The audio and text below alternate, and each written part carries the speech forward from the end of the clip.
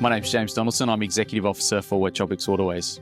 Water quality is absolutely critical for healthy waterways. It affects everything from the microscopic plants that form the base of the food chain right through to the barramundi corals. Poor water quality can be driven by a number of different factors, but it's largely driven by changes in land use. So when you get agricultural development or residential development, it can lead to increases in pesticides and nutrients and sediment entering our waterways.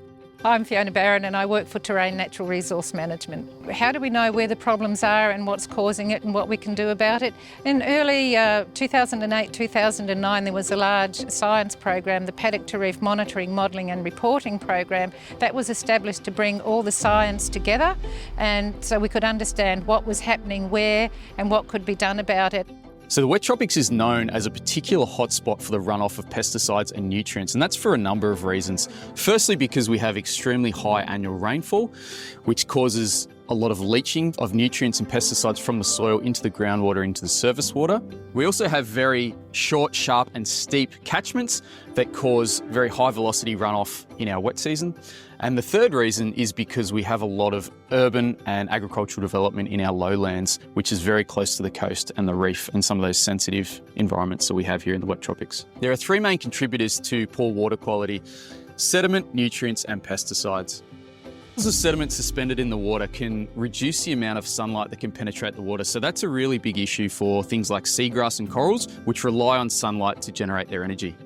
So pesticides are chemicals that are used to control pest animals and plants. And when they're used on agricultural crops, they can run off into our rivers and really impact the environment. Nutrients are critical for the functioning of healthy waterways, except when you get high levels of nutrients in our waterways, it can upset the balance of aquatic ecosystems, triggering algal blooms and reducing the resilience of our corals. Since we've identified that water quality is a problem affecting the Great Barrier Reef, there have been a lot of funding programs working with the people on the land, be they councils, be it the urban areas, be it our landholders. And farmers have done a lot of work to really improve their practices because it's all about their production and their enterprise and their living, and it's their backyard. So there's been a lot of work with the people on the land to improve practices and make the environment much healthier.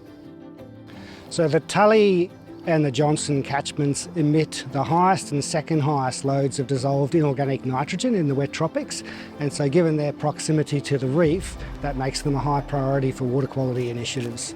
So some of the lessons that we've learnt have been that in order to achieve enduring change around practice change and water quality improvement, you need to involve those most affected by the problem in the design of solutions to address that particular issue. We've also learnt that by answering the questions that are most important to growers is a key driver for success and for change. And finally, productivity is really important to growers, so it's been important that we design these programs in such a way that it's not going to impact upon their bottom line. The future of reef water quality programs is about place-based planning, because only by involving those most affected by a problem or a scenario in the design of solutions will we actually solve that problem. Reef water quality programs is all about supporting growers to be the most sustainable and productive growers they can while taking every opportunity to address degraded aspects of the landscape.